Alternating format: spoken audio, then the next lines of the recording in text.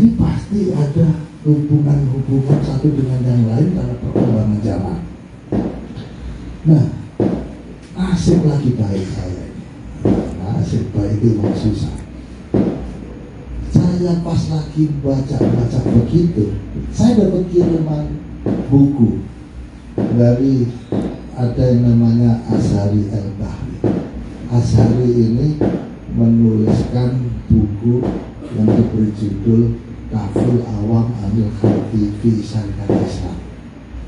Jadi ini buku hasil tulisan dia dari tesisnya di UIN Jakarta. Nah, itu tesis dari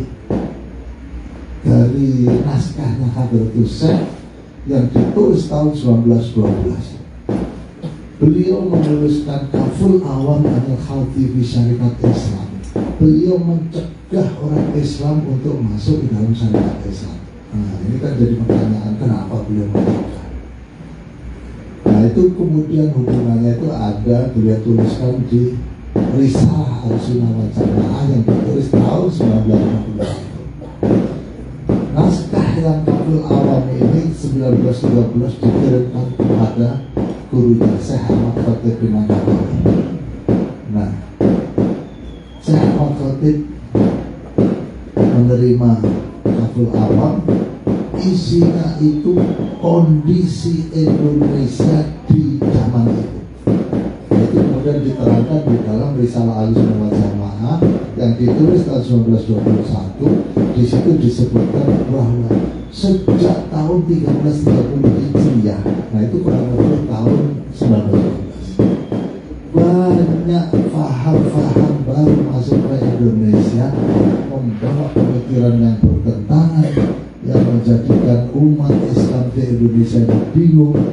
Nah, ini kemudian banyak pertentangan-pertentangan yang sebelum itu umat Islam yang ada di Indonesia ini hanya mengikuti satu faham ahli sunnah wal jamaah dan satu mazhab Imam Syafi'i. Bahkan mazhabnya pun disebut satu mazhab Imam Syafi'i. Jadi perubahan itu terjadi di 1912. Nah, sebelum itu Indonesia hanya satu paham. Nah, Ahlussunnah wal Jamaah, ya, dan bahkan di situ ditugaskan satu mazhab Imam Syafi'i. Nah, ini jadi pertanyaan. Jadi sebetulnya Islam di Indonesia itu mazhab Imam Syafi'i itu dari tulisannya Hadratus Syekh.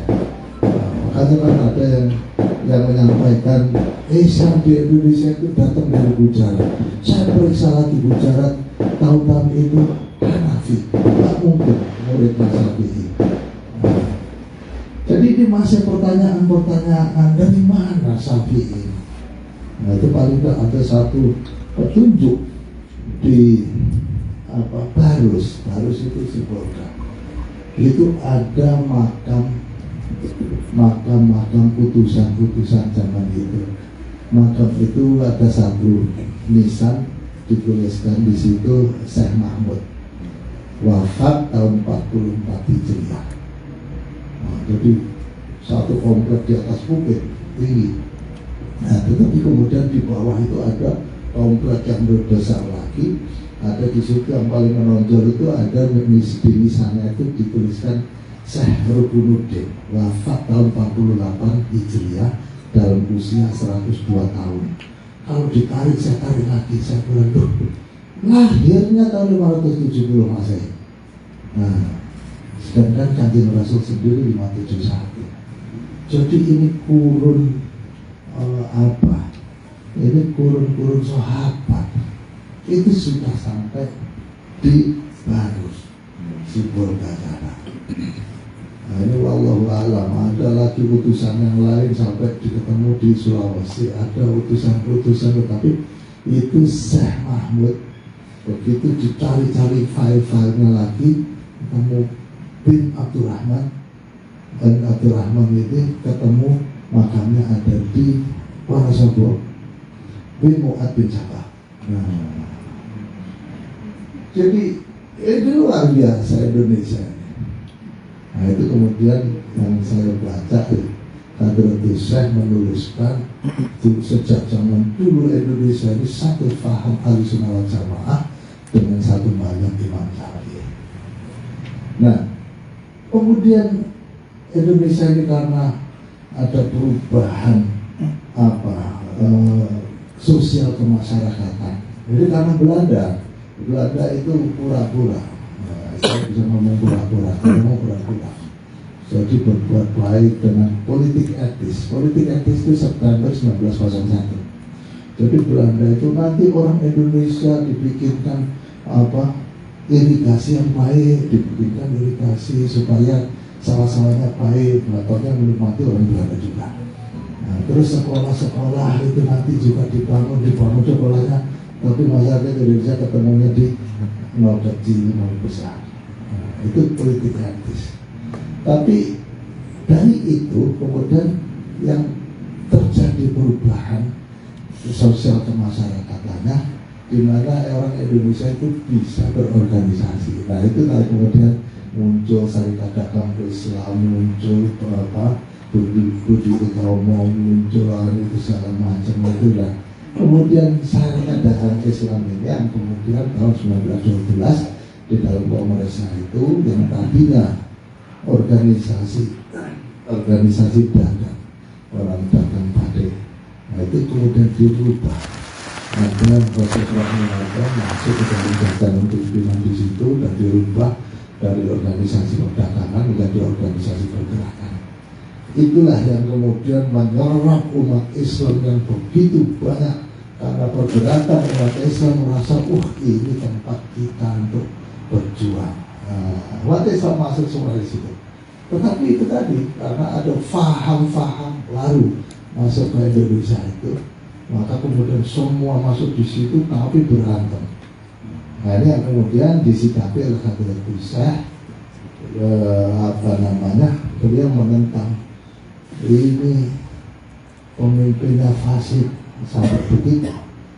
Pada saat itu Pak Soekarno, nah, termasuk Soekarno itu adalah bagaimana memajukan ekonomi masyarakat Islam, bagaimana memajukan pendidikan, tapi termasuk salah satu misinya adalah meluruskan faham Islam yang keliru. Nah itu yang kemudian yang ditanggapi oleh Hadratus Syekh.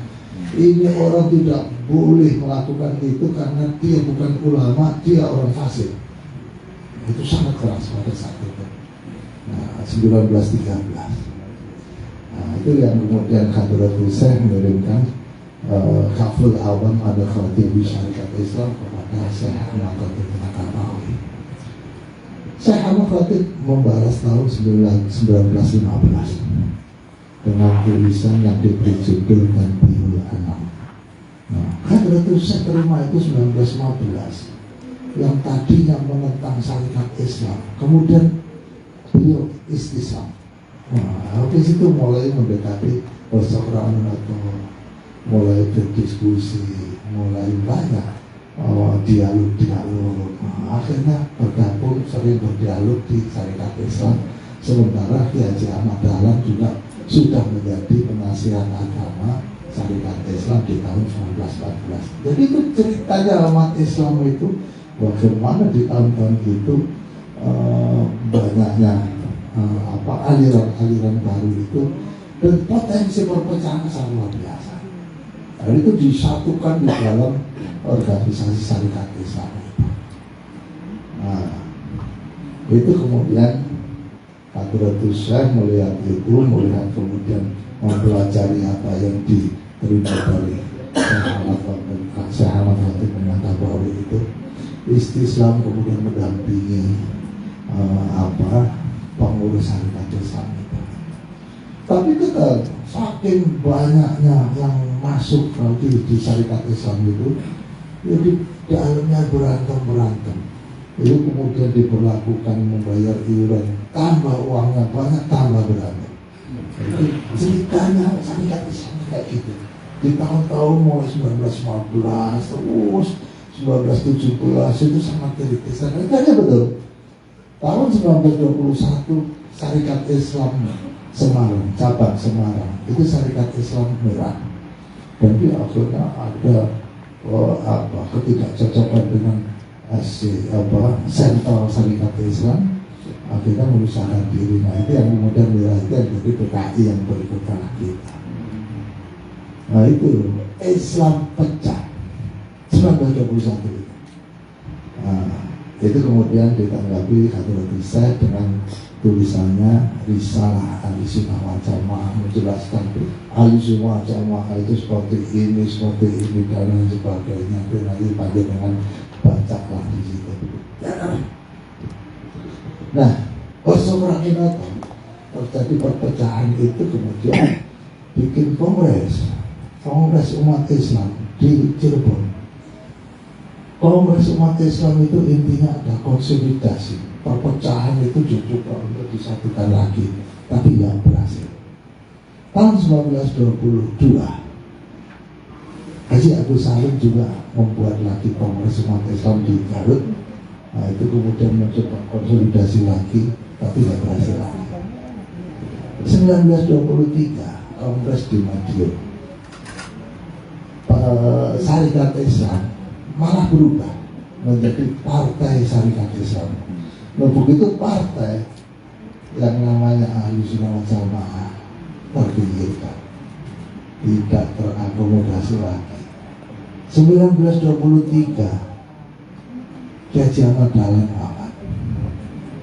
Jadi dalam kondisi umat Islam Ahlussunnah wal Jamaah yang tidak terakomodasikan, jadi saya membayangkan baca susah, dan potensi dimakannya sangat luar biasa. Kemudian 1925 saya kena Khalid wafat. Nah, kemudian kondisi umat Islam yang sangat lemah karena sendiri dan urusannya pondok-pondok, pokoknya taklim aja yang penting. Jadi yang dibutuhkan kemasyarakatan, organisasi. Nah ini kondisi-kondisi yang melihat, ya Allah, ini memang satu keajaiban umat Islam Ahlussunnah wal Jamaah sampai sekarang masih seger semuanya. Saat itu saat yang sangat sulit saya melihat. Nah, tahun 1925 Khadratul Syekh untuk memperkuat keimanan umat Islam Ahlussunnah wal Jamaah, beliau menuliskan Adabul Alim wa Muta'alim. Nah, ini Adabul Alim wa Muta'alim itu apa itu? Tasawuf yang keren. Itu melatih tasawuf tapi nggak pakai khawlah. Kalau kita baca itu yang namanya Adabul Alim wa Muta'alim itu, bagaimana hati ini terlibat di dalam proses-proses taklim wa muta'alim. Jadi menghormati guru dan lain sebagainya, nggak pakai khawlah. Wah ini kalau bisa menjalankan ini jadi wali, nggak pakai khawlah. Nah itu yang dilakukan oleh Khadratul Syekh. Nah cerita yang tadi saya itu Kaful Awam Anil Khatib Syarikat Islam yang dikirimkan oleh Khadratul Syekh ke Syekh Ahmad Khatib Minangkabawi ke Makkah tahun 1913 itu tertahan di Riyadh, keluar dari Riyadh tahun 2015.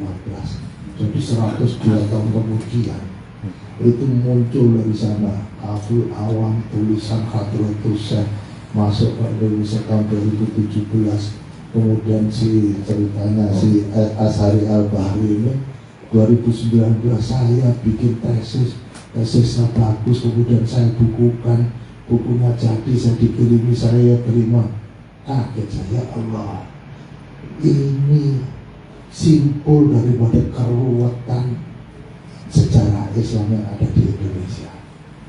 Jadi kalau tanpa tulisan itu, kita nggak tahu kapan sebetulnya faham-faham baru masuk Indonesia. Jadi akhirnya saya urut lagi satu-satu, mulai Kaful Awam 1912 terus ini. Makanya saya bisa cerita itu karena ada itu tadi. Nah, itu Kaful Awam itu tertahan cukup lama, 102 tahun di Riyadh. Nah Ini belum selesai. Susahnya umat Islam Ahlussunnah wal Jamaah itu belum selesai di sini. 1912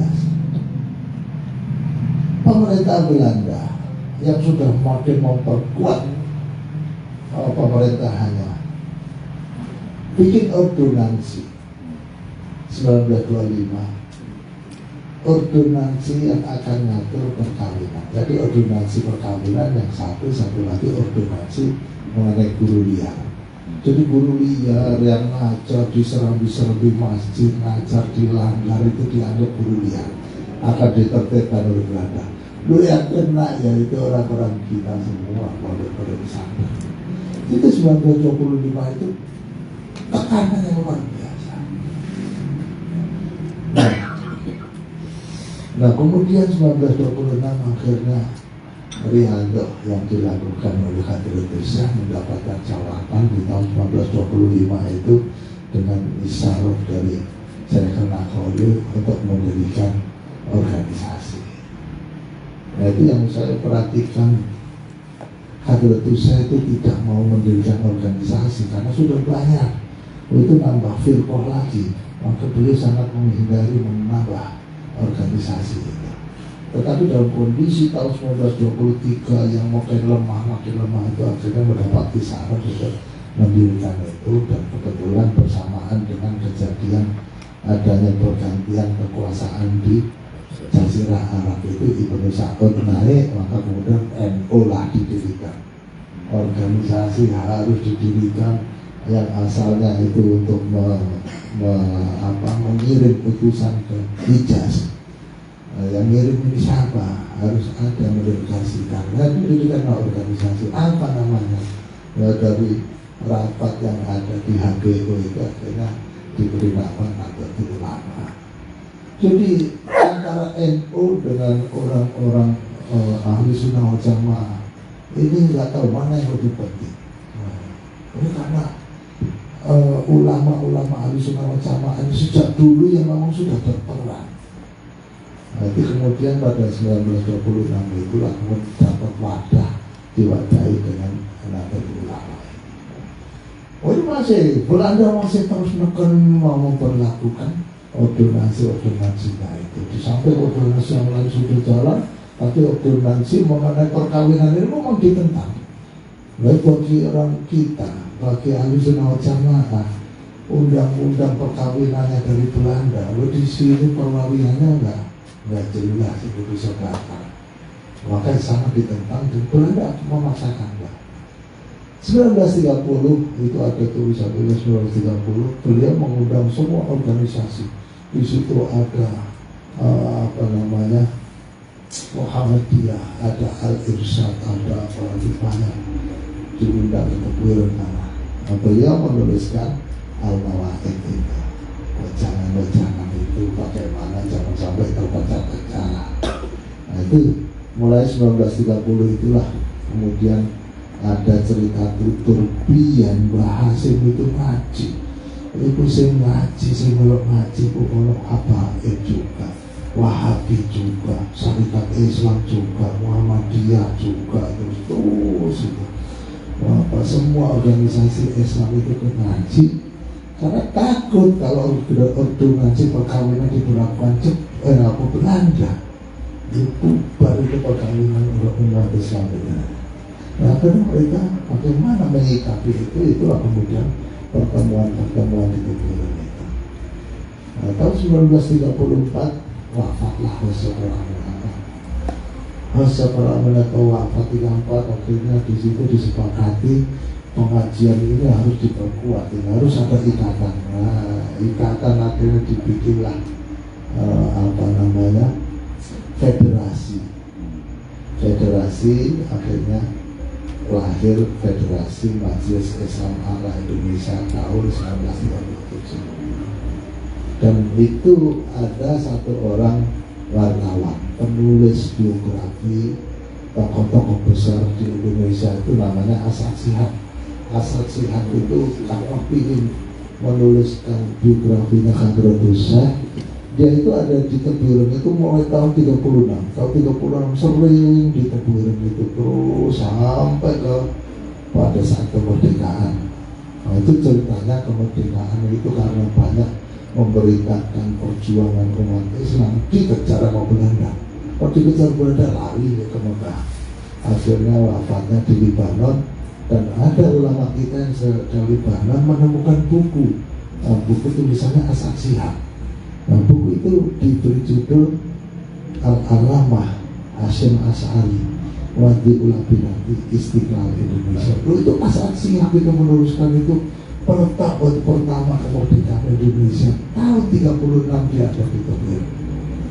Nah itulah kemudian di situ juga dituliskan, si As-Saksiyah menuliskan bahwa Hasyim Asy'ari mendirikan Majelis Islam Ala Indonesia. Nah kita nggak pernah baca dari sejarah yang lain kecuali buku itu, pelaku sejarah. Bahkan MIAI-nya sendiri kita itu sangat-sangat minim pengetahuan kita mengenai MIAI, padahal itu sesuatu yang sangat penting, di mana MIAI lahir bulan September tahun 37.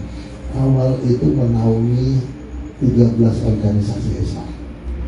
Nah, terus bertambah dan yang mendirikannya Hasyim Asy'ari. Ketuanya dua dari Kiai Wahab Masbullah, sama satu lagi dari NU, satu dari Muhammadiyah, satu lagi dari Syarikat Islam. Nah, kemudian NU digabungkan tahun 38.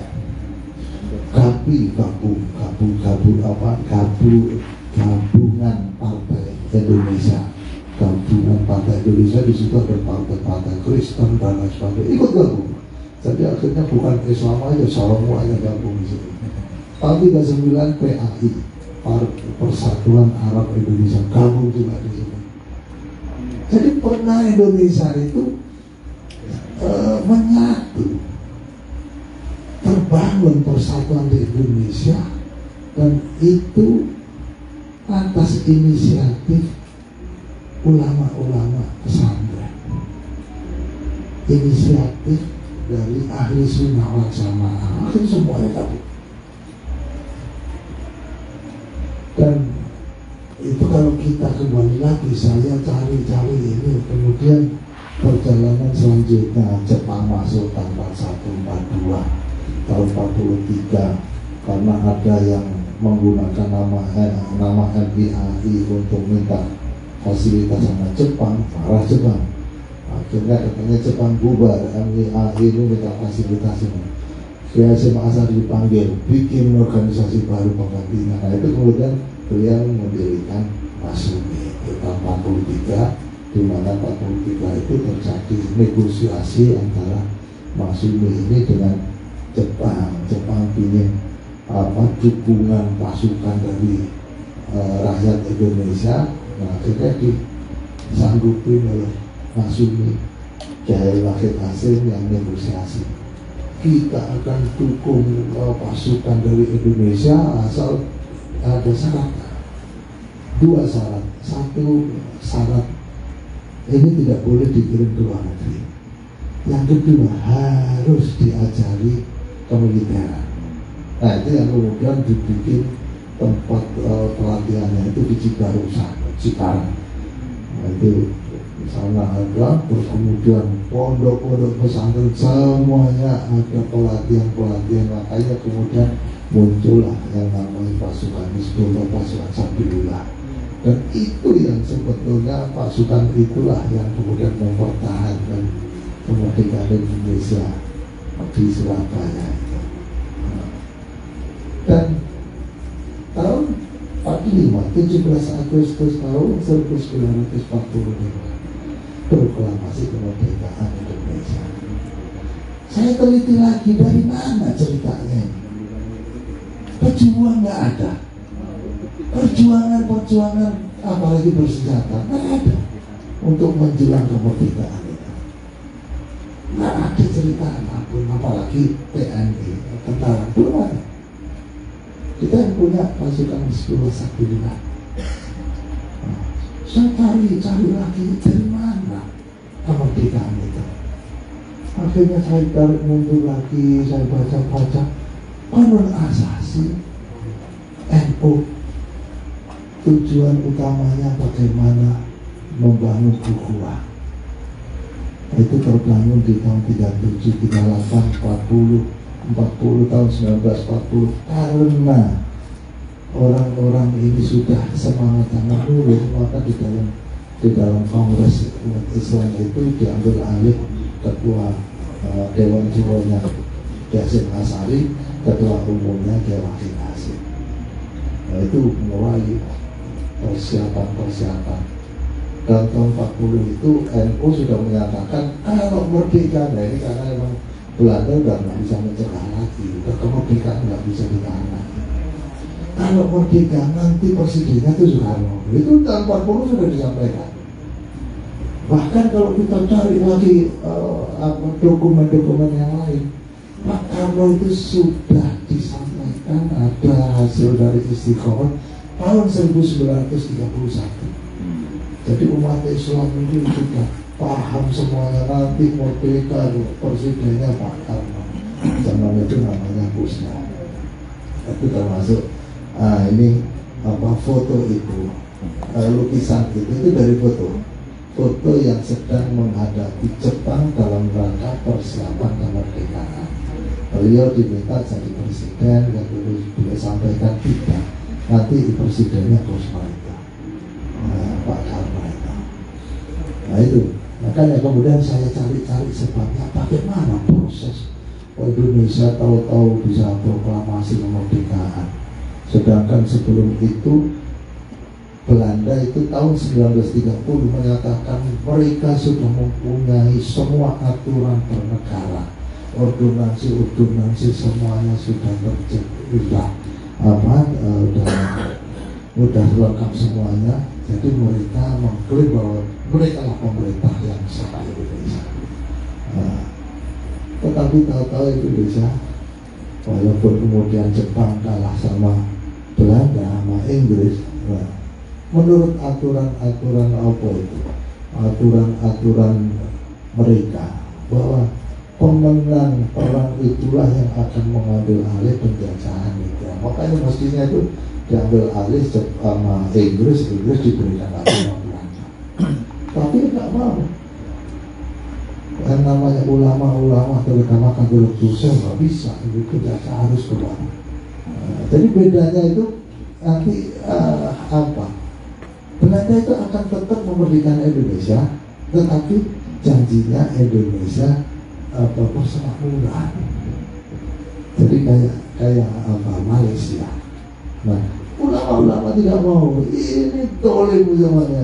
Ini harus keluar dari Indonesia. Itu kemudian membangun pasukan Hizbullah Sabilillah. Kita perlu cari tahu, itu saya cari tahu kenapa kok bisa merdeka proklamasi ini. Nah, kalau kita lihat dari Undang Asasi bagaimana di situ tujuan daripada organisasi itu adalah untuk membangun ukhuwah, terbangun tahun 37, 38, 40. Kemudian kalau kita lihat ya Allah itu ridho Allah yang didapat, ridho Allah didapat ya Tullahi ala jamaah. Nah, kalau bahasa Sundanya invisible hand, menuntun bangsa ini sampai ke kemerdekaan, maka itu termasuk salah satu hal yang menarik. Kapan itu Habib Umar datang ke Keburen itu menanyakan itu, kok ada orang mampu mengumpulkan umat Islam? Ya ada, dan itu menjadi satu kekuatan yang kita tidak menyangka bahwa ya'tullahi ala jamaah, ya namanya Allah sa'al lima yurid sa'al yurid ya, kemudian memberikan anugerah kenikmatan yang begitu besar. Apa? Kemerdekaan yang berdaulat. Kita tidak perlu bertempur. Ini penaklukan tanpa pertempuran pernah terjadi di Indonesia. Nah, tapi kemudian yaitu perjuangan para ulama-ulama leluhur kita, dan itu kalangan pondok pesantren banyak sekali cerita-cerita itu yang sampai saat ini masih dikubur, perlu digali lagi satu-satu, dilengkap-lengkapi. Nah, ini tetapi paling tidak bahwa ya sebetulnya kalau mau bicara, kita lah tuan rumah di Indonesia. Ahli Sunnah Jamaah itu sudah lama di Indonesia. Yang lain-lain itu 2012 ada semua ceritanya. Tapi ya susah juga ngomong kita tuan rumah ya mereka ngeyel juga sih.